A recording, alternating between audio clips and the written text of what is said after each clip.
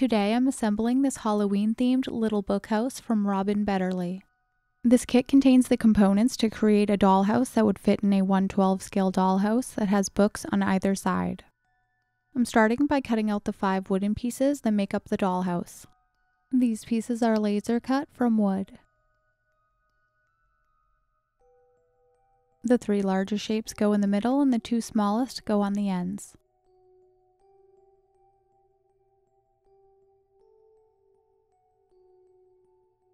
With the bulk of the house done, I'm cutting out the printout that's included in the kit to decorate the face and the sides. For this entire project, I used water-based glue in a precision tip bottle. I'm spreading out the glue so I don't cause any ripples in the paper. I really enjoy assembling Dollhouse Miniature kits like this because it comes together so quickly and I always make my own changes to customize it.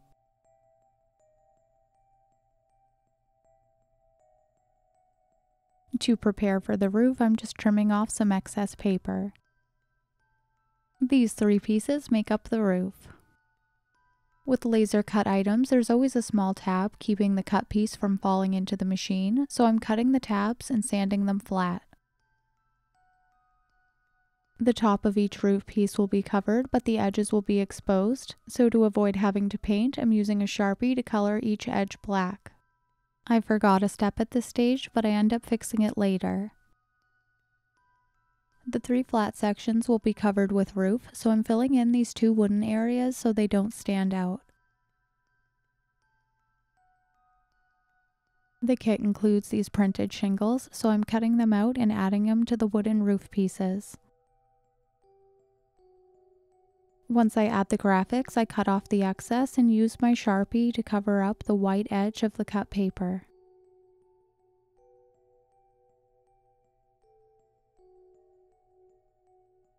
At this point, I realized I had forgotten to color the overhang as well as the edges, so I'm doing that now.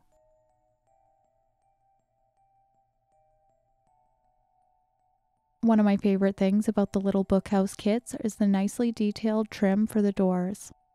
The door trim is cut from really thin pieces of wood with amazing details considering the tiny scale. Since these pieces of wood are so thin, I prefer to paint them while they're still in their laser cut frame. Then I carefully cut the tabs and add them to a piece of tape so I can paint the dark edges from the laser cutter.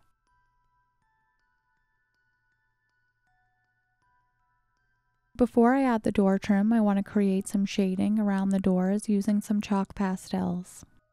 I'm making the shadow large enough so it's visible beyond the edge of the wooden door trim. Since this paper is unsealed, the chalk pastels blend nicely into the paper, and I also added some under the overhangs. The door trim is made up of 2 pieces, with the wider piece on the bottom and a very thin frame to stack on top to create dimension. I did things a bit out of order, but now I'm coloring the stoop with my black marker and adding a little bit of white dry brushing to make it look like concrete. The kit instructions suggest adding the stoop first, which makes a lot of sense because then it gives you the proper distance from the door frame to the bottom of the house. I got ahead of myself and attached the door frame before the stoop, but I realized my mistake while the glue was still wet, and I quickly grabbed the wooden cutout for the stoop to make sure the door frame was at the right height. Toward the end of the video, I make 2 clay Halloween-themed miniatures to decorate the stoop, and I really love how they turned out. The kit includes some tiny caviar beads to use as doorknobs. Caviar beads are tiny beads with no hole that are used to decorate fingernails, but they really come in handy in dollhouse miniature projects. The kit spares you from having to guess the doorknob placement because there are 2 tiny green dots where the doorknobs go.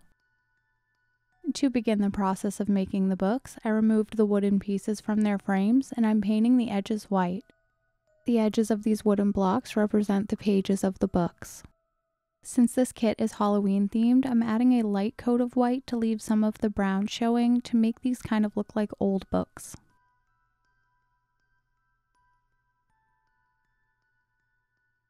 I cut out the 3 different book covers and used 2 markers to color the edges. For the yellow cookbook, I used a brown marker on the edges, and for the other 2 books, I used a black marker. With dollhouse miniatures, small details like this really make a difference.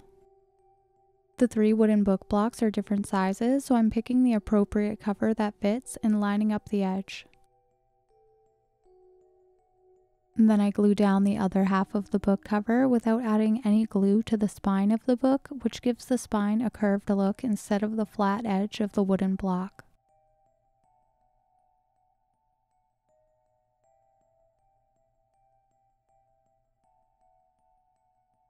Once I made all 3 books, I chose my layout for gluing the books to the house. To define the door and add a little bit of extra detail, I'm using a coat of gloss Mod Podge. I'm not sure if it would have been better to do this before adding the doorknobs, but I think the Mod Podge will help hold them in place. I also sealed the books with the glossy Mod Podge as well to make them look like they have shiny dust jackets. This adds a little added detail, and it also protects the paper book covers.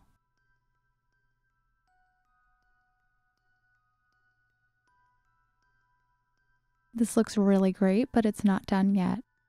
The kit includes some flocking to add moss to the dollhouse. With this first method for adding moss, I squeezed on some glue, sprinkled on the flocking, and tapped off the excess. This second method is my preferred method for adding moss. Rather than sprinkling the flocking onto glue, I'm mixing the glue directly into the flocking. The air from my glue bottle blew away my flocking, but I always flock over a folded piece of paper so I can rescue any unused flocking, so no harm, no foul. I mix the flocking and glue until it's a thick paste, and then I add it to the miniature. I like to spread out the flocking and make it look more natural by either patting it with my fingertip or smearing it. To make the house interact with the books, I'm adding some moss in between where they meet and a little bit on top of the books. While it's wet, the glue disguises the detail of the flocking, but as it dries, it gains a lot more texture. After I added the moss and began editing the video, I decided I wanted to make a couple Halloween-themed accessories for the stoop. I mixed a small amount of brown and orange polymer clay to make a more natural color and attached a ball at the end of an embroidery needle. I'm using a dental tool I got at the Dollar Tree to create some lines to make a miniature pumpkin. Then I used the pointy end of the tool to transform it into a jack-o'-lantern. I avoided turning my oven on by curing it with my heat gun. To create a simple stem for the pumpkin, I rolled a thin snake of clay, folded it in half, and twisted it. I used liquid polymer clay to attach the unbaked clay to the cured pumpkin. After I cured the stem with my heat gun, I added some watered-down paint to the face. Then I wiped away the excess paint and the jack-o'-lantern is complete. To make a cap for the front steps, I started with a simple sketch. I'm squeezing liquid clay onto the center of my sketch, and I left a little pile above it so I can use my dotting tool to create the details. I don't work with polymer clay very often, so sculpting at this tiny scale would be too difficult for me. The liquid clay, even when cured, remains flexible, so it protects the tiny details like the legs and the tail from snapping off. This method I created of adding liquid clay to a simple sketch really worked for me, and I will definitely do this again. I cured the liquid clay with my heat gun and carefully removed it from the mat board. Since it's flat on one side, I added liquid clay to the back and cured it with my heat gun.